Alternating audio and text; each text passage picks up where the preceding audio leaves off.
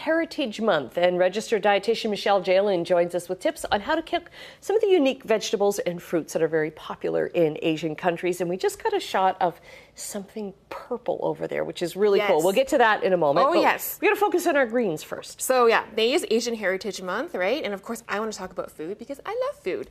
And so we're going to talk a bit about foods from different parts of Asia. And we're going to start here with East Asia. So this is like China right here. This right here is called choy sum. My mom calls it that, but it's also called yao choy, which the literal translation is oil vegetable. Okay. And that's because it comes from the brassica family, which is the same family that the canola plant comes from that gives us canola oil. So we're going to make a really simple, easy side dish. So I'm going to get you to stir our pot here. So what I've done here already with my vegetable is I boiled it in water for about a minute, and then I put it on a plate. So that's how it looks there. And we're just going to make a little sauce. So I'm going to add canola oil right here. And canola oil, the reason why I like to use it is because it has a neutral flavor. And in Asian cooking, you have a lot of really bold flavors, but also has a high smoke point, which is really good for wok cooking and that kind of thing. Yes, it's better than olive oil for that, right? Yes, that's right. So, and also the quality of canola oil continues to be world class. It's used for Canadians and around the world, which is why we're doing it today for Asian cooking here. Okay. So I'm going to add a tablespoon of soy sauce. I'm going to add there you go. This is oyster sauce, a tablespoon of oyster sauce. I'm just going to stir that. And I add a little bit of sugar to balance it out, right? Just to balance out the flavors. Okay. And then what I'm going to do once that's simmering is we're going to pour it onto our vegetables right there when it's done.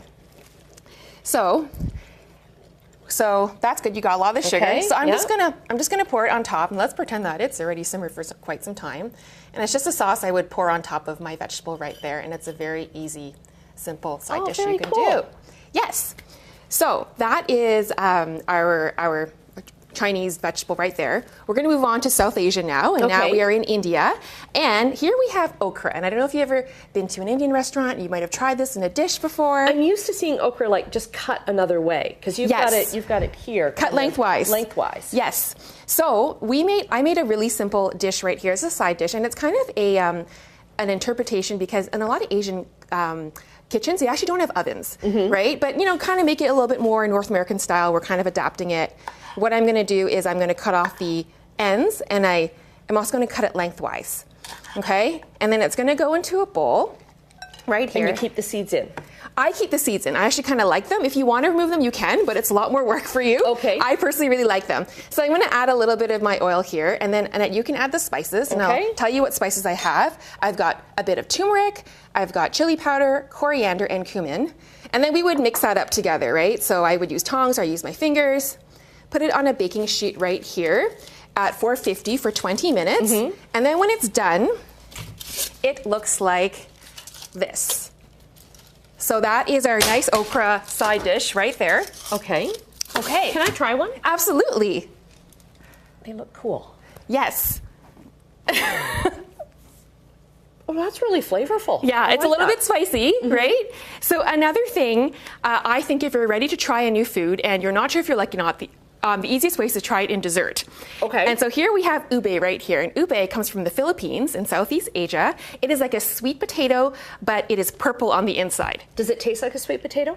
People say it's got a little bit more of a pistachio flavor. Okay. Right? But it's used in a lot of different desserts. So here we have it in an ube cake right here. This is actually from a local Hamilton baker right here. And it's got coconut on the top right there. And if you don't think that you're quite ready to commit to a big cake like that, we have these little mini cakes right here.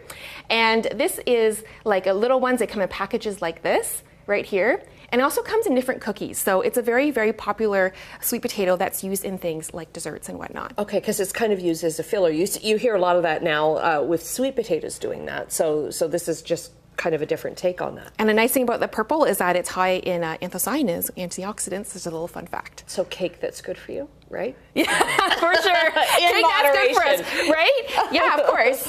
Okay, so some great ways, and if you see these vegetables at different markets, now we've got an idea of how to use them. Yes. Thank you. Thank you. Always a pleasure.